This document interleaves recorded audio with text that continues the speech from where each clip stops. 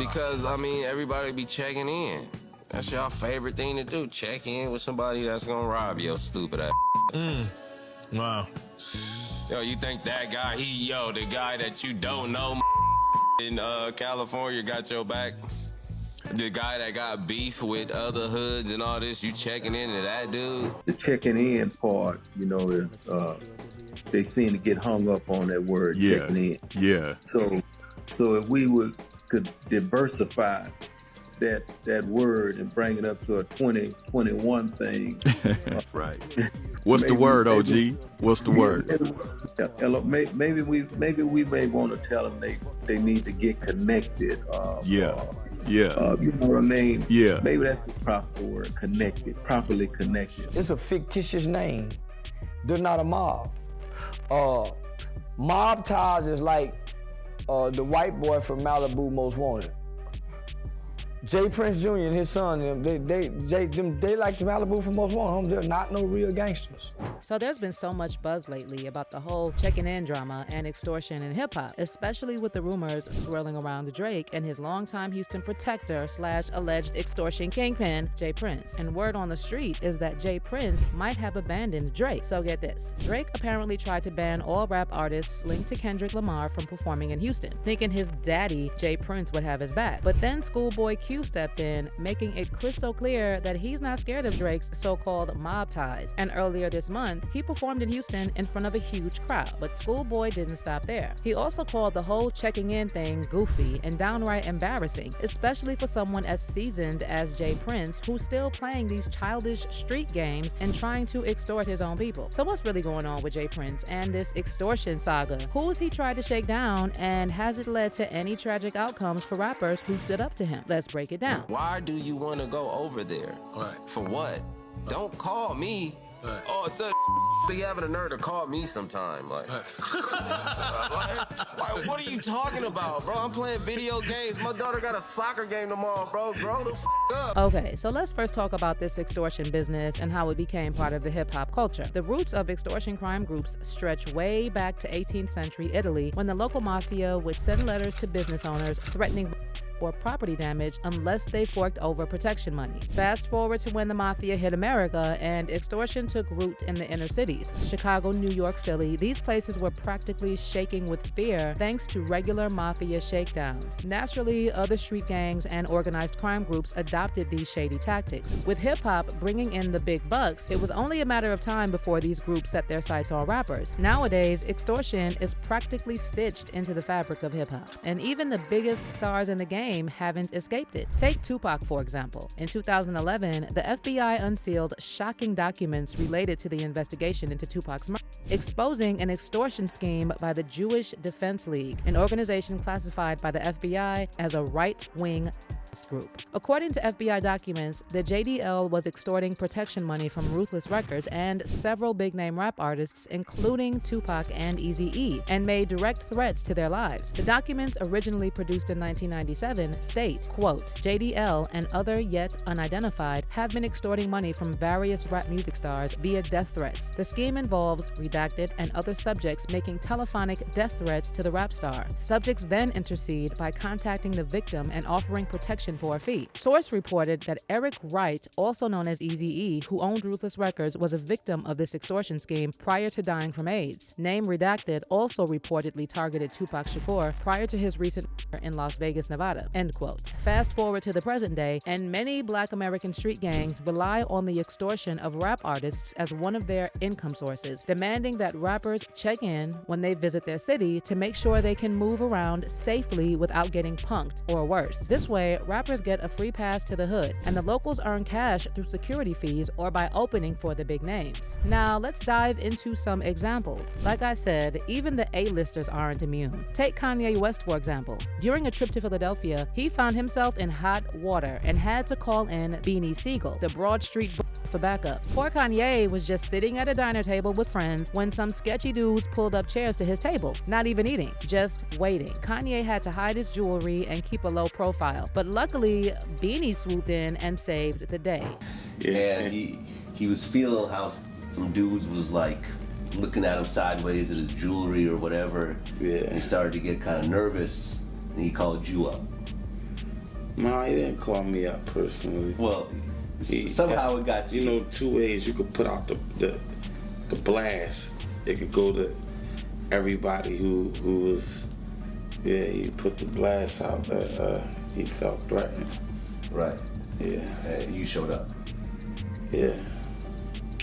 And from what I heard, you let them know that nothing was going to happen to Kanye. Nah.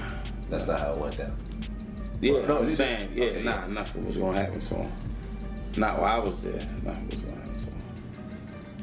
Did you feel that Kanye was being paranoid, or do you think that something might have actually happened with the people that you confronted at that point? No, he wasn't being paranoid. They had chairs pulled up to his table where he was eating at with his friends, and they wasn't eating. Oh. Yeah. So something was about to happen to Kanye. Yeah. Yeah, it was real. It was real. Yeah, they played the food was cold.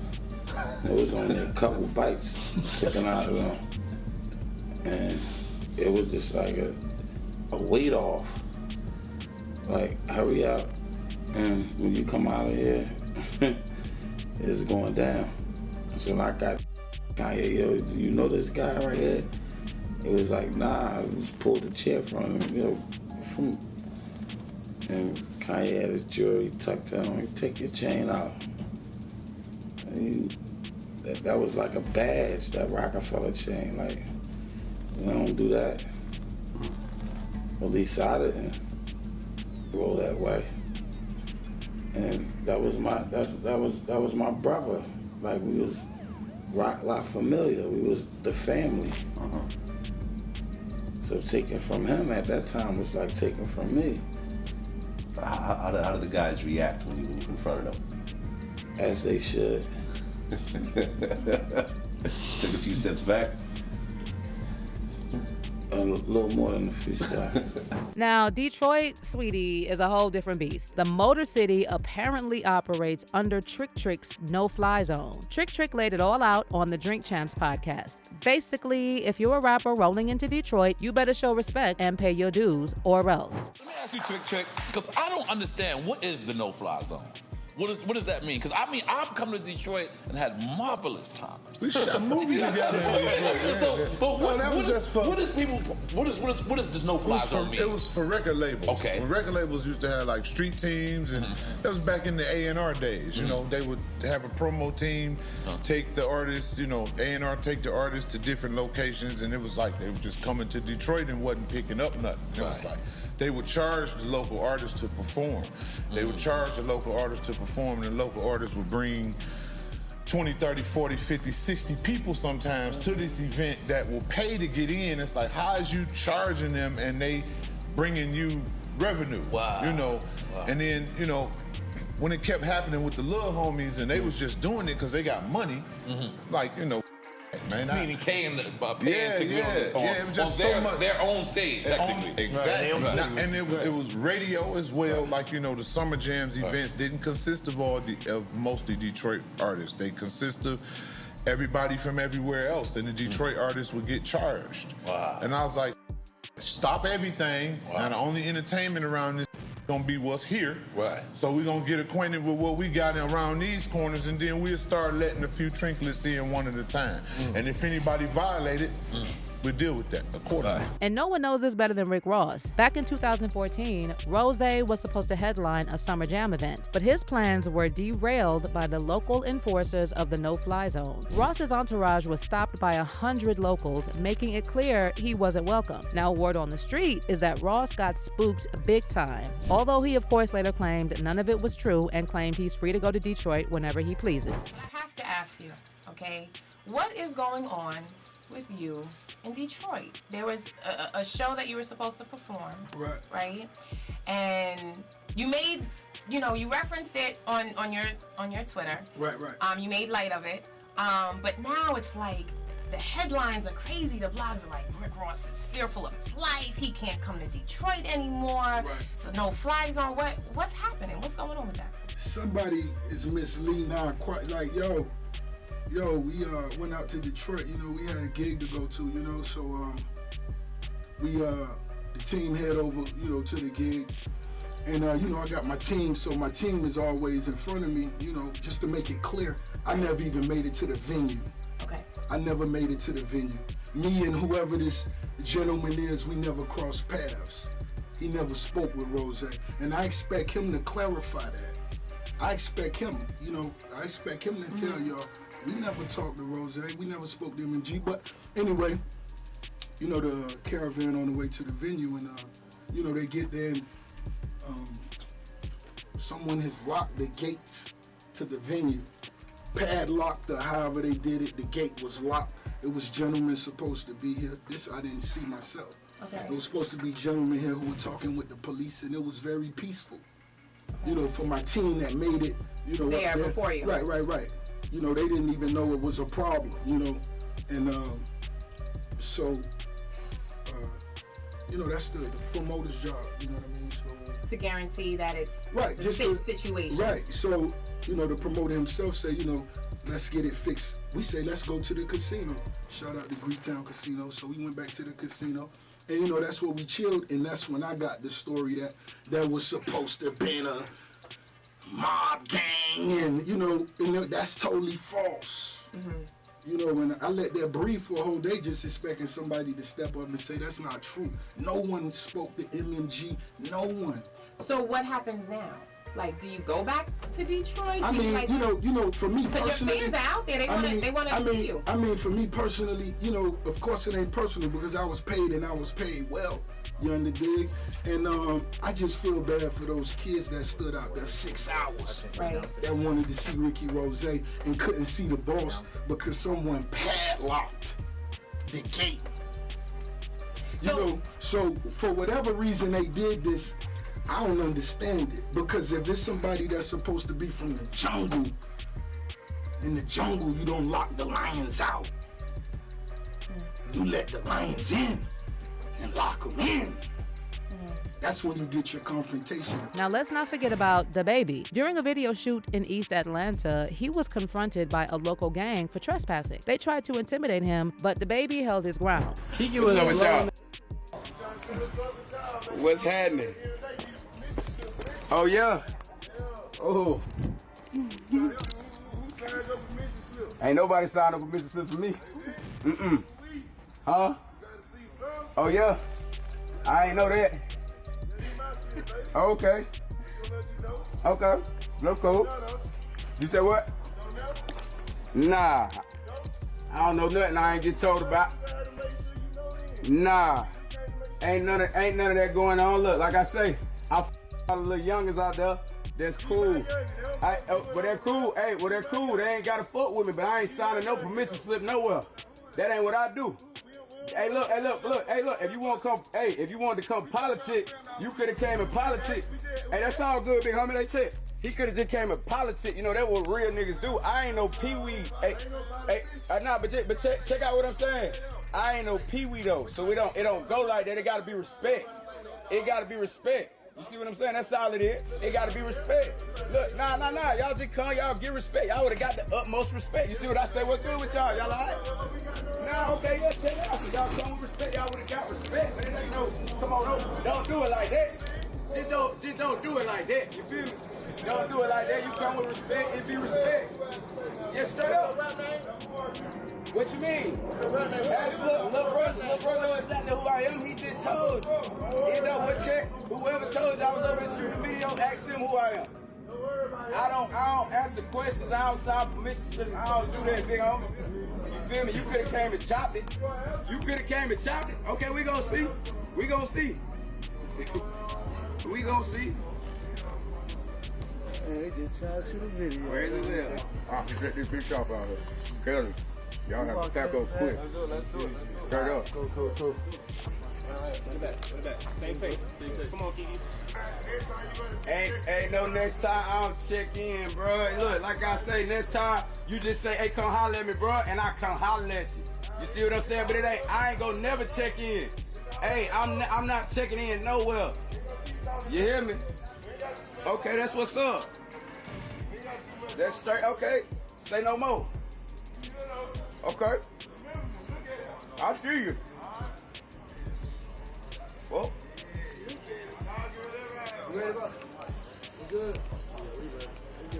Let's run. The baby later opened up about the incident during his appearance on Vlad TV, and he admitted that it could have ended really bad for the other guys. Got the ass up out of them. You stood your ground. Okay. I mean, granted, when you look at that situation, with so many cameras around, I doubt anything would have happened. But then again, people do act stupid. And you know, egos come into play and so forth. Did you feel that it could have gone wrong? Yeah, your guy was on their side. Your guy was on their side, you know what I mean? It worked out perfect for him. You know, it worked out perfect for him. I really had just ordered, like, you seen like that film, like all them people out there, like the film crew.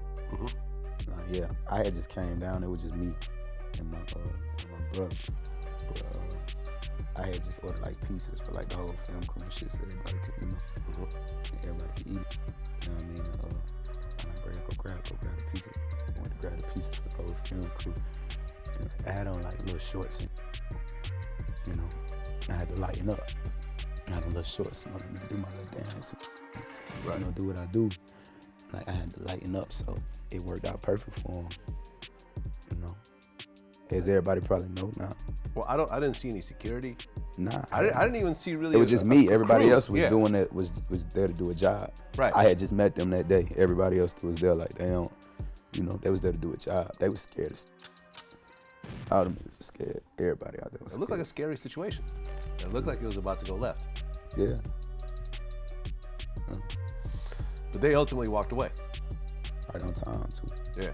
Now, some industry figures like Joe Budden see extortion as just part of the game. He compares it to paying state taxes. Annoying, but necessary. He figures it's better to pay up and keep things smooth rather than face the wrath of the streets. This is how I explain it. State taxes. Checking in is state taxes. I don't live in LA, but I've done work in LA. And at the end of the year, LA sends a note to my house that tells me how much money I owe them. That's the government. The street people that are powerful enough to control movement in their town, i.e. Big U, Trick, whoever these names are. All of y'all artists come to these cities and take, and make money all year long without giving back. So, to avoid the streets getting it from you how they want to get it from you, I'll fix all that, but there's a fee attached. That's how I view it. I didn't grow up with you. I don't know you. I don't know none of them. I don't really care about your well-being, but you're going to pay. All right, he's good for these 3 days that he's here. And finally, there's the Houston boogeyman and Drake's longtime protector, Jay Prince. The Rap Aloud Records founder's name has been associated with extortion schemes for literally decades, but it was only recently that he started making headlines for his shady business. For instance, when NBA YoungBoy's place in Houston got robbed in July 2020, Jay Prince publicly offered to return his stuff, which many saw as a blatant extortion attempt. So while we was gone, I got a call, you know what I mean, because the little homie YoungBoy place got broke into. People went in his place, disrespected different things, and you know, I got a call about it. And the little homies that went into this place want to make that right because they understand that, you know what I mean, YoungBoy family is okay with me. And as you can see, homie, to make a long story short, I got your keys to your Rolls Royce. I got your keys to your McLaren, you know, all that they took. And the homie, Shakur, what you got, homie? We got your Rolls Royce umbrellas, we got your keys, we got a bunch of other shit, so get in contact with us, bro. All good, waiting on you. But YB didn't fall for it, and he hopped on IG Live to let Jay Prince know he doesn't play those games. Hey, I don't want no friends, I don't want no new relationships. I don't respect none of that shit, man. If you got something for me, man, plenty of around me you could call. Man, it's plenty ways you could get in touch with me. Man, don't get on no internet and do nothing publicly. Don't do nothing dealing with no publicity, none of that saying shit. And I'm good on the keys, gangster. When you buy shit cash, two keys come with the car anyway.